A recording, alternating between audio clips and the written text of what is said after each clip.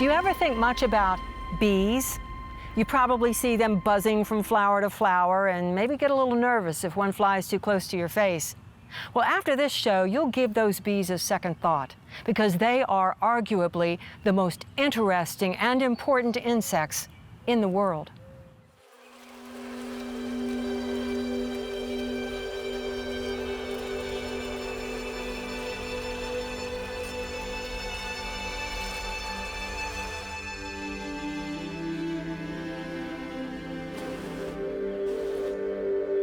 All bees are not the same.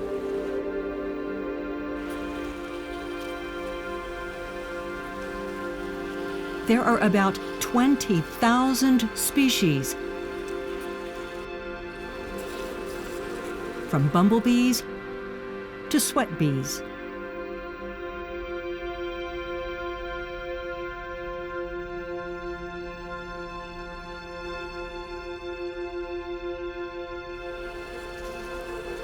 They are on every continent except Antarctica, and without them, our food supply would be in serious trouble.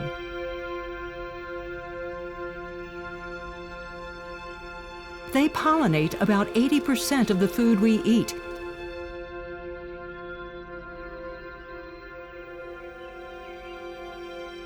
One-third of the world's agricultural crops depend on insects or animals to transfer pollen. But bees are disappearing. At Emory University, researchers are looking for answers. Barry Brosi says our entire food chain is on the line. So if we think about tomatoes and cucumbers and any kind of nuts like almonds, all of those are dependent on having a seed be produced to actually make the crop a viable crop. That service of moving the pollen from one flower to another is not something that really anything else can do. So we can put all the fertilizer we want on that crop, and it's not going to move the pollen around magically.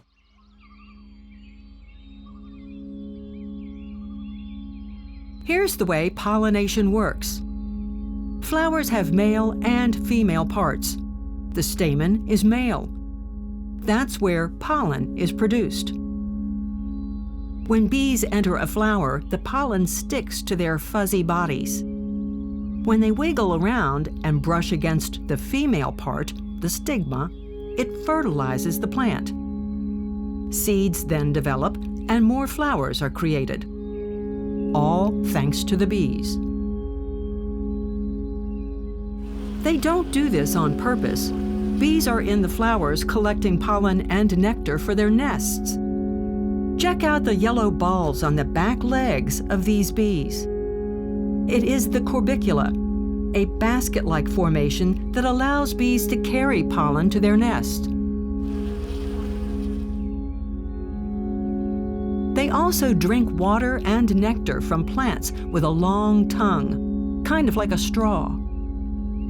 They store the nectar in their stomach and regurgitate it back at the nest, where it is stored in cells. When the liquid evaporates, nice, thick honey is left behind. They cap the honey with wax. You can see this bee pulling wax from her back legs.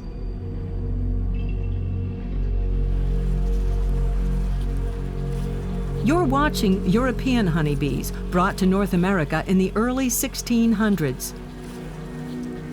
There are several popular races of bees: German, Russian, and bees native to England. Beekeeper Slade Jarrett raises Italian bees, which have a laid-back personality. One of the things that is interesting to me is that we're walking around here without bee nets or anything like that, so they're just not interested in us? Well, the bee's main job is to sustain the colony, which is to collect nectar and pollen to rear more bees. Honeybees, their main objective is not to sting somebody. You know, they only sting someone in a defense mode when they have to. Like there's one that just landed on your hand. Oh yeah. We'll actually mess with some bees here in a few minutes, just like this. We have Italian bees. That's a good docile bee. Slade propagates bees for certain characteristics, much like a kennel breeds dogs. When Slade sees behaviors that he likes, he uses those bees to create more of the same. He does it by pulling larvae from his favorite queen bee. He puts her offspring into old queen bee cells that he has glued onto frames. I want to keep it the same way it was placed in the original cell. I want to keep it the same, tilted the same way up. I don't want to flip it. Once I place it in and press down, it's inside the cup. Nurse bees immediately begin to feed that larva.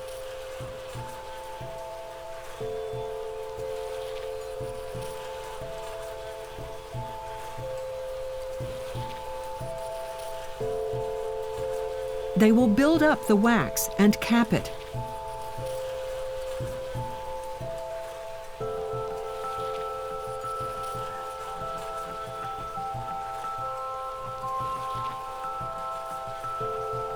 Remember, in the bee world, it is all about the queen. So they are on a mission. Slade has set up a system to create as many queens as he needs. This is a queen cell that's already been drawn out by the bees. On the 16th day when she emerges, her head is pointing down, and she will actually chew. This is a cell that a queen has chewed and emerged from. They are so obsessed with taking care of these queens. Just watch what happens when Slade picks up a frame that holds queen bees in the making. See the chain? My goodness. And their whole job is to just take care of what they hope to be a queen. That's crazy. And you don't think they'd sting me? If you mash them, they'll sting you. But as long as you don't smash or mash them, there you go.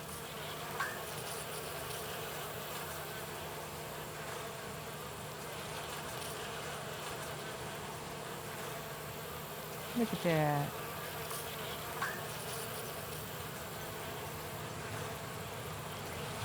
You want to go back to your queen? When the new queen bees are about ready to hatch, Slade simply takes each one out and puts it into a small colony that lacks a queen.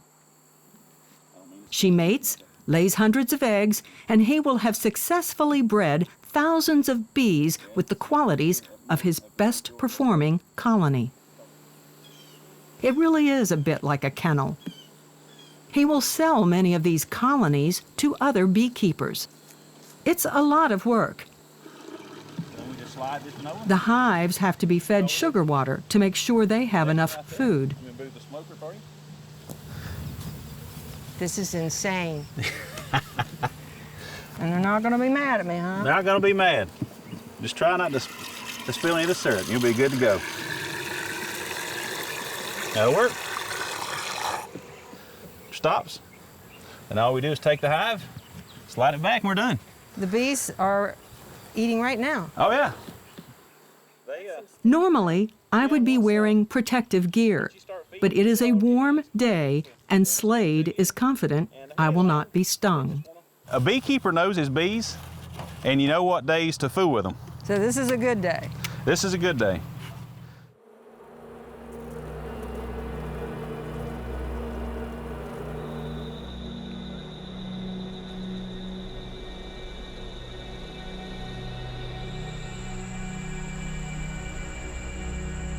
Beekeeper Cindy Hodges has hives in several places throughout the state. Like Slade, she knows her bees, and they are feisty. But she loves them like you would a family pet, and says just watching them lowers her blood pressure. People think bees and they think, ooh, ow, I get stung. And we need to get past that because as you see now, you're in the most feisty hive I have in the entire bee yard, and no one has bothered us at all. Bees don't bother humans. Now, if you have perfume on, they may be attracted to your perfume. No, I purposely did not wear any. But they're really out here to pollinate flowers, and they're here to collect nectar, pollen, water, and propolis, and that's all they do. They don't eat meat, so they're not stinging you to try to collect something. If they sting you, they have given their life to defend their colony. So once they sting you, they die? They do die. The stinger is barbed, sort of like a fish hook, and when they pull away from you after they sting you, it pulls out their entrails, it pulls out their insides. So even though they don't die that second, they die within hours. If you're a male bee, you're gonna die anyway. When the male bees mate, they mate at least 30 feet in the air. They go off, and as soon as they mate, and this is within seconds, the drone falls backwards, paralyzed, and his endophallus breaks off into the queen, and he falls to the ground and dies. And the queen mates several times on a flight, and when she comes back at the end of her mating run, she'll land on the landing board, and the worker bees will be there waiting for her, and they'll see the mating sign, and they know she is successfully mated. So they remove the mating sign because she can't do the last one. Is it this is the little thing that the drone has that's Yes. still stuck in her? Yes, it's his sex organs. Ooh, bee porno. So if you ever see a drone, you know he's a virgin because he's never mated. I'll remember that. But most bees you see are female. The male drones don't work, and if they fail to mate, they will be kicked out of the hives when it gets cold. They are no longer needed. It is all about the queen.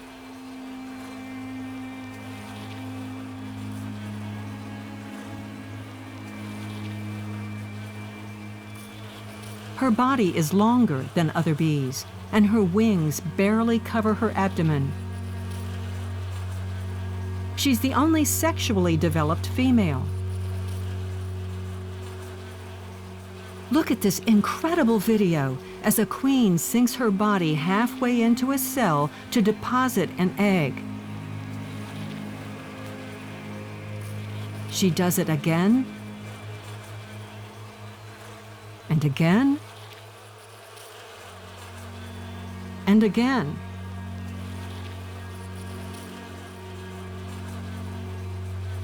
She can lay up to 1,500 eggs a day, or 250,000 per year. She decides by the size of the cell whether to make it a fertilized or unfertilized egg. She has all the sperm that she's ever going to have. She cannot mate again. All the sperm she's ever going to have for her entire life are stored in her spermatheca, which feeds and gives oxygen and keeps the temperature controlled of the sperm that she keeps in her body, anywhere from 10 to 20 drones. The queen bee's entourage surrounds her as she moves through the nest. They groom her, feed her, and remove her waste. They will take care of her eggs, sometimes even fanning a cell with their wings to keep it cool. Think of this as a very well-controlled nursery. At the front of the hive, there are guard bees.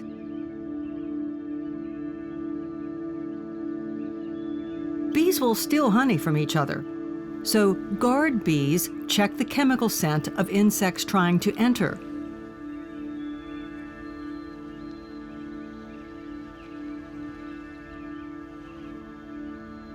They will stop intruders from another colony.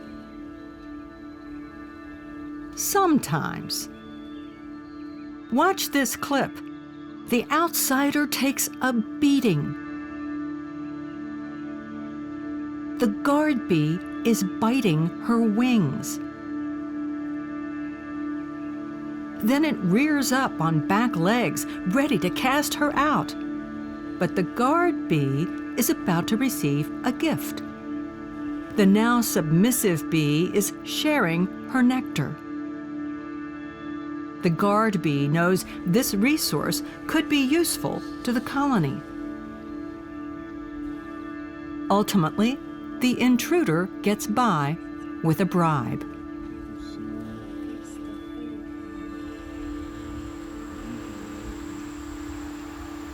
Professor Keith Delaplane heads the honeybee program at the University of Georgia. He says honeybees are highly evolved social insects that operate as one organism, capable of making collective decisions. It often begins with a dance. Bees have a symbolic dance that communicates to their sisters the location, the distance, and the quality of the resource. There are competing dances to demonstrate which flower patch is best. The speed with which they go around in circles indicates goodness. This is a great resource. They're excited. They're going really, really fast. If they go slower in their dance, it's not so good of a resource. And that quality, when we say good resource, that's either the richness of the patch or its distance away. And as a group, they can sort of weigh those dynamics. They can sample the quality of the richness with taste samples. The scout will collect some of the nectar and she'll pass out tastes to the recruits that come and pay attention to her dance. They taste the nectar, they can judge how rich it is, and by the speed of her dance, they can determine how close it is. And so this is what they're judging when they look at all these different competing dances, the richness, the distance, and we're gonna go with this one. And off goes the foraging force.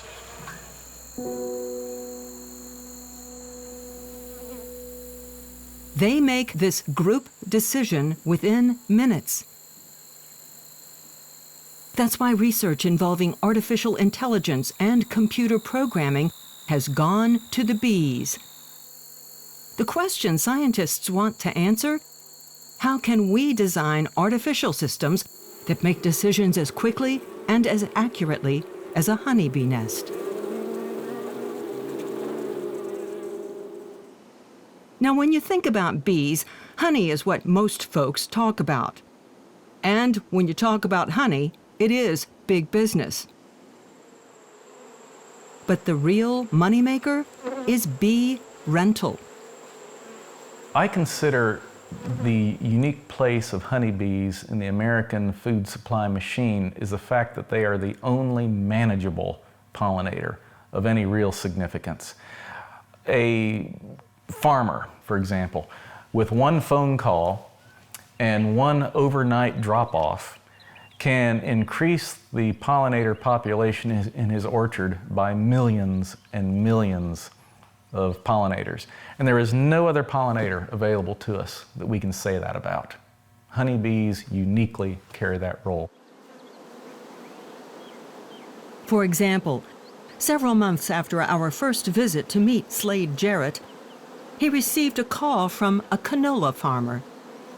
You know, it's just amazing how you look at across the horizon out there with the sky, and you can just see all the little black dots screaming across it all the time.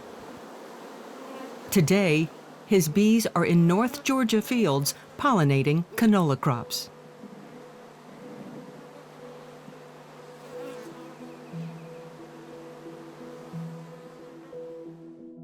Georgia beekeepers rent their bees to farmers across the nation. Almond growers in California depend on bee rental, as do Washington apple growers. But the price of renting those bees has increased dramatically. The reason? Beekeepers are losing their insects. It's called colony collapse. And this little mite you see on the white bee larva is considered enemy number one. We have had this parasitic varroa mite in this country since 1988. It has been devastating. You can almost mark the history of beekeeping as pre-varroa and post-varroa. What makes this mite so deadly is our western honeybee is completely unadapted for it. It does not have the varroa mite in its evolutionary history, so it has no behaviors or no resources to really combat it. The varroa mite also spreads and activates honeybee viruses, so it's not just a blood feeder, it's a disease transmitter. The varroa mite also weakens the immune system of the bee toward anything else that it may encounter. I call the varroa mite sort of the snowball that starts the avalanche. Once the bee's health is compromised by the varroa, everything just starts falling apart. In fact, the U.S. Department of Agriculture says the total number of managed honeybee colonies has dropped about 50% since the 1940s. And that doesn't count the loss of wild bees. It is such a threat to agriculture and wildlife that a National Pollinator Health Task Force was recently established. Barry Brossi's team at Emory is part of the effort to determine what causes a colony to collapse. The distinctive thing about colony collapse disorder is that most of the adult worker bees actually depart the colony. So you go in, if you're a beekeeper, you open up your colony, and there are just no bees there. And yet there's evidence that there were adult bees there very recently. You can imagine if you're a beekeeper and you're used to opening up your honeybee colony and seeing bees, this is a really frightening and different thing to see. Chemicals are part of the problem. There's one class of pesticides called neonicotinoids, thought to be particularly harmful. It's a form of synthetic nicotine. Once sprayed, the chemical comes up through the plant, eventually reaching pollen and nectar. We know it kills bees. This class of synthetic pesticides is even more damaging because nicotine on its own breaks down in the environment very rapidly. Whereas this class of pesticides, the nicotine has been chemically altered to persist in the environment for a long time. And in fact, there's increasing evidence that these pesticides are accumulating in the environment, in our soil and in our water. So there may be cumulative effects of using these pesticides over time that may not appear for quite some time.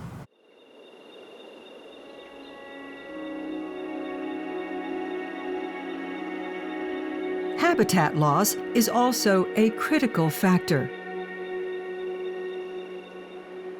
Replace a field of vegetation with concrete, and pollinators lose another food source. Hummingbirds, butterflies, and bats are among the most important pollinators we have.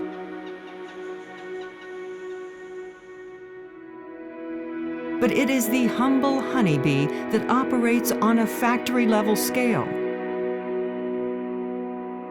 If their numbers continue to decline, our pocketbooks will feel the sting. What's at stake here is the quality of our diets and the price of our food. And of course, the future of the honeybees. Well, bees, or at least the social bees, the bees that live together as a group in a nest, have fascinated people forever. I mean, we got history going back at least ancient Egypt documenting this. So there's a long association between honeybees and human beings for that very reason. They're fascinating, and there's just something gripping about observing a society of insects that live together like they do. It kind of ensures their special place in our heart.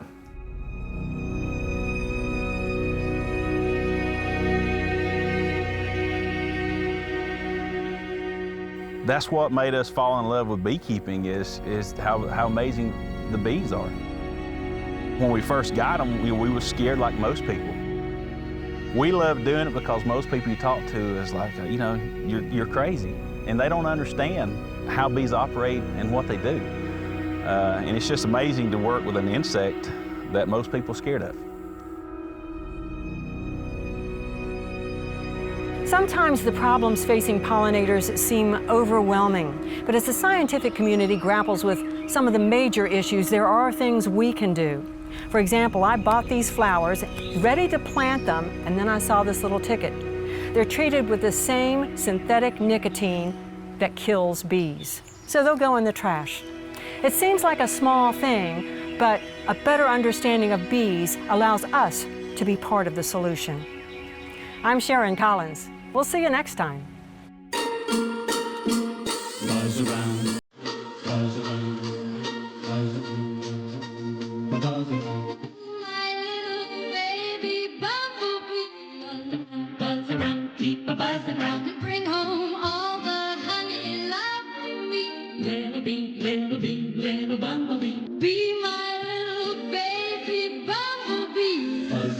buzz around, keep buzz around.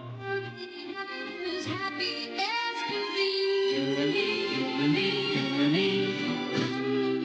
Keep a dozen, please. I've got a dozen cousin bees, but I want to be my baby.